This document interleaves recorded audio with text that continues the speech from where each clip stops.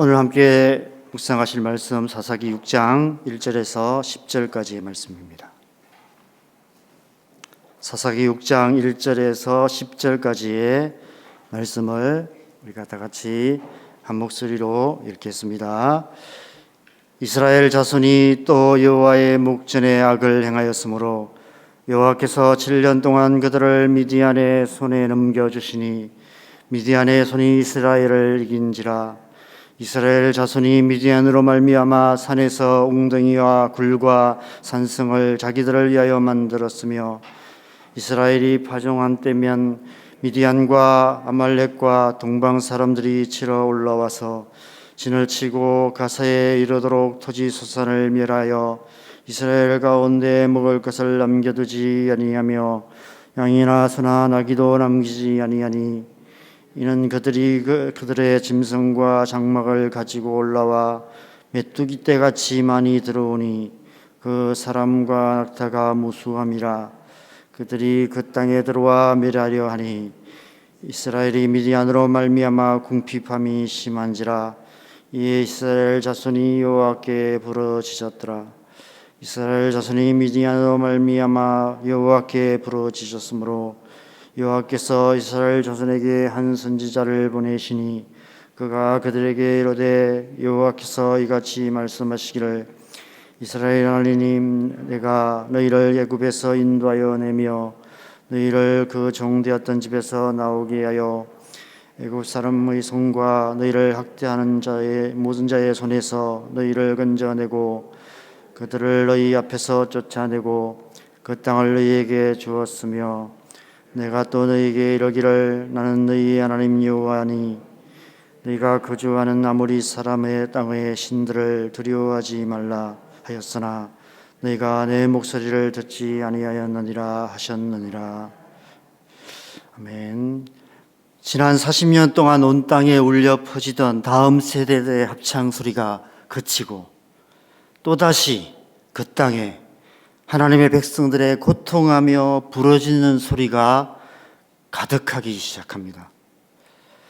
가나안 왕 야빈과의 전쟁에서 살아계신 하나님의 영광과 권능을 경험했던 다음 세대가 또 사라지고 또 다른 세대가 일어났기 때문입니다. 6장 1절 말씀을 보면 이스라엘 자손이 또 여호와의 목전에 악을 행하였다 라고 말씀하고 있습니다.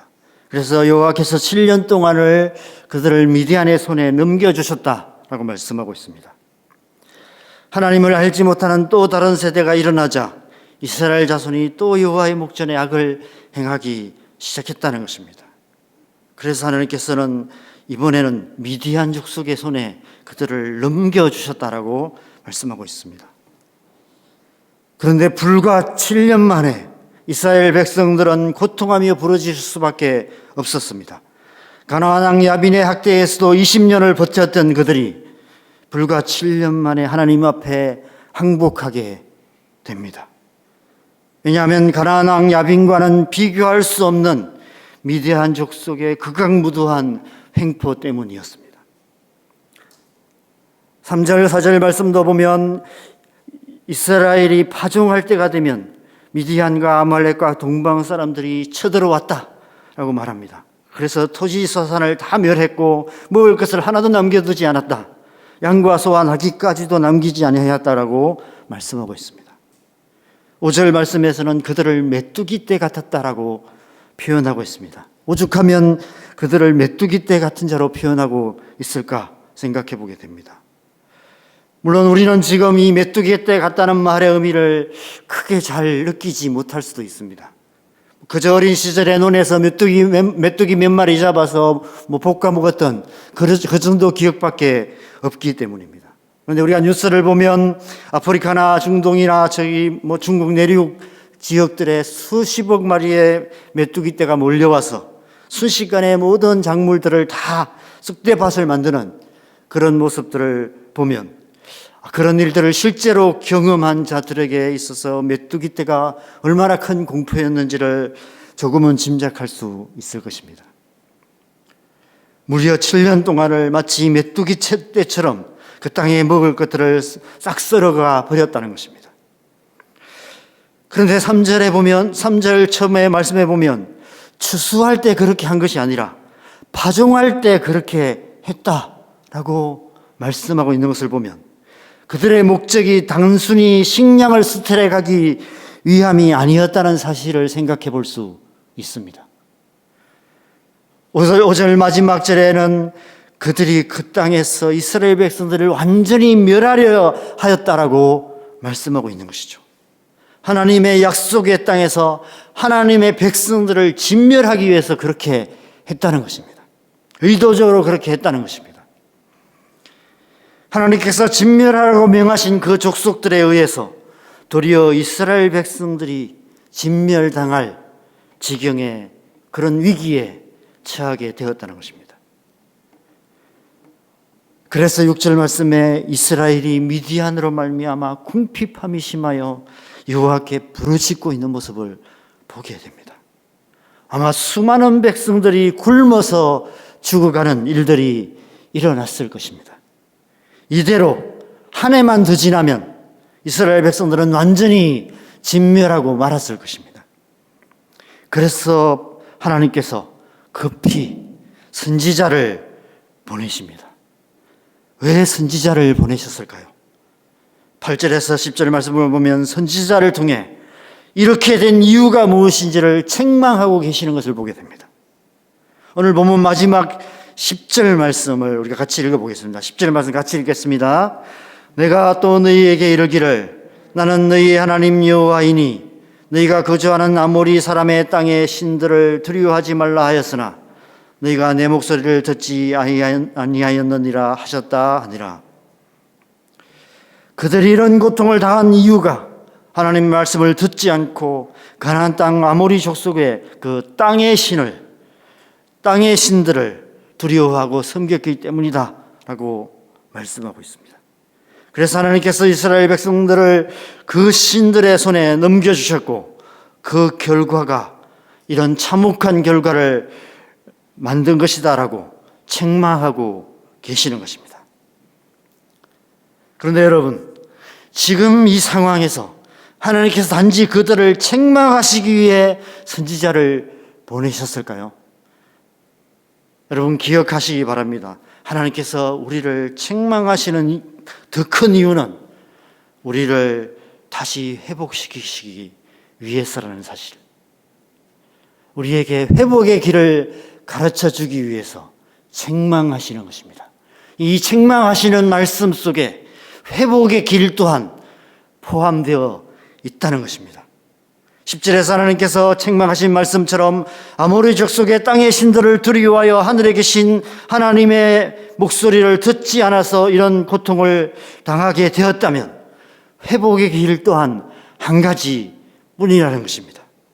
아모리 족속의 땅의 신들을 두려워하지 말고 과감하게 버리고 하늘에 계신 하나님의 목소리를 듣는 것만이 회복의 길이다. 이스라엘 백성들이 진멸되지 않고 다시 회복할 수 있는 유일한 길이다라고 말씀하시는 것입니다. 그 회복의 길을 알려주시기 위해, 그래서 그들을 다시 회복시키셔서 다시 다음 세대가 되게 하시기 위해 하나님께서 선지자를 보내셔서 이 말씀을 하시는 것입니다. 나의 밭이 황무할 때라는 제목의 책이 있습니다. 저는 오늘 말씀을 묵상하면서 이 책 제목이 생각이 났습니다. 나름대로 열심히 살았는데 어느 날 문득 돌아보니 아무것도 해놓은 것이 없는 것 같은 때가 있습니다. 저도 사역자로 살아오면서 문득 지나온 사역들을 돌아보면 내가 뭐 했나 하는 생각이 들 때가 있습니다. 부모로서 우리 자녀들이 살아가는 모습을 보면 좋게 말해서 모습이지, 꼬라지를 보면 내가 부모 노릇을 제대로 못한 것이 아닐까 하는 생각이 들 때가 있습니다. 우리의 가정이 우리가 꿈꾸던 그런 모습과 거리가 먼 것 같이 느껴져 자책감이 들 때가 있습니다. 무엇보다도 하나님의 백성으로서 영적인 삶을 살아가는 우리에게 있어서 가장 고통스럽게 느껴지는 것은 우리의 영혼이 황무하게 느껴질 때가 있다는 것입니다. 마치 메뚜기 떼가, 영적인 메뚜기 떼가 휩쓸고 지나간 황폐한 들판처럼 우리의 영혼이 황무하게 느껴질 때가 있다는 것입니다. 그래서 우리는 부러지실 수밖에 없습니다. 하나님께 부러지실 수밖에 없는 것입니다. 우리가 나중에 함께 찬송할 이 찬송가 280장의 이 찬양의 고백처럼 천부여 어지없어 손들고 옵니다 찬양하며 두 손 들고 하나님께 항복하며 나아갈 수밖에 없는 것입니다. 그리할 때 하나님께서 선지자를 보내어 이스라엘 백성들을 책망하실 뿐 아니라 그들에게 회복의 길을 알려주신 것처럼, 그래서 그들을 다시 회복시켜 주신 것처럼 하나님께서 말씀으로 우리에게 임하셔서 우리를 책망하실 뿐 아니라 우리에게 회복의 길을 알려주시고 다시 회복하시는 은혜를 주시는 것입니다. 우리의 삶이, 우리의 가정이, 우리의 영혼이, 우리 사는 이 땅이 황폐해지는 데는 그 이유가 있습니다. 오직 하나님만 의지하지 않았기 때문입니다. 다른 어떤 이유가 없어요. 여러 가지 이유들을 나름대로 될 수 있지만 유일한 이유가 있다면 하나님 아닌 다른 것을 의지하고 하나님만 사랑하지 않고 이 세상이나 세상에 있는 것들을 연연해 하기 때문에 그 결과 우리의 삶이, 우리의 영혼이 황폐해지게 된다는 것입니다. 그렇다면 회복의 길은 무엇일까요? 분명합니다. 이 세상이나 세상에 있는 것들을 다 내어버리고 오직 하나님께로 돌아가는 길뿐입니다. 그래서 다른 세대로 살아가는 우리의 삶을 돌이켜 하나님의 세대, 다음 세대의 삶으로 회복해가는 길뿐입니다. 황폐한 땅 한가운데서 우리가 의지했던 모든 것이 사라져버린 그 현장에서, 그 황폐한 들녘에서 하나님을 향해 부르짖어 기도할 때 우리는 또다시 살아계신 하나님의 영광과 권능을 보게 될 것입니다. 우리를 회복시키시고 온전케 하시는 하나님의 은혜를 경험하게 될 것입니다. 그래서 우리의 입술에서 또다시 다음 세대들의 합창이 울려 퍼지게 될 것입니다. 혹시라도 여러분 가운데서 지금 내 삶이, 내 가정이, 무엇보다도 내 영혼이 마치 메뚜기 떼가 휩쓸고 지나간 것처럼 황무하게 느껴지는 분이 계십니까? 이 새벽에 두 손 들고 하나님 앞에 나아가시기 바랍니다. 이사야 61장 1절에서 3절에서 하나님께서 분명하게 약속하고 계십니다. 주 여호와의 영이 내게 내리셨으니 이는 여호와께서 내게 기름을 부어사 가난한 자에게 아름다운 소식을 전하게 하려 하심이라. 나를 보내사 마음이 상한 자를 고치며 포로된 자에게 자유를, 갇힌 자에게 노임을 선포하며 여호와의 은혜의 해와 우리 하나님의 보복의 날을 선포하여 모든 슬픈 자를 위로하되 무릇 시온에서 슬퍼하는 자에게 화관을 주어 그 죄를 대신하며 기쁨의 기름으로 그 슬픔을 대신하며 찬송의 옷으로 그 근심을 대신하시고 그들이 의의 나무 곧 여호와께서 심으신 그 영광을 나타낼 자라 일컬음을 받게 하려 하심이라. 이 놀라운 하나님의 약속의 말씀대로 하나님의 영이 우리를 회복시키시고 온전케 하셔서 우리로 하여금 하나님의 하나님 되심을 기뻐 찬양하며 하나님의 영광을 나타낼 자로 회복시켜 주실 것입니다. 이 새벽에 저와 여러분의 삶 속에, 저와 여러분의 가정에, 저와 여러분의 영혼에 이 은혜가 충만하시기를 주님의 이름으로 간절히 축원합니다.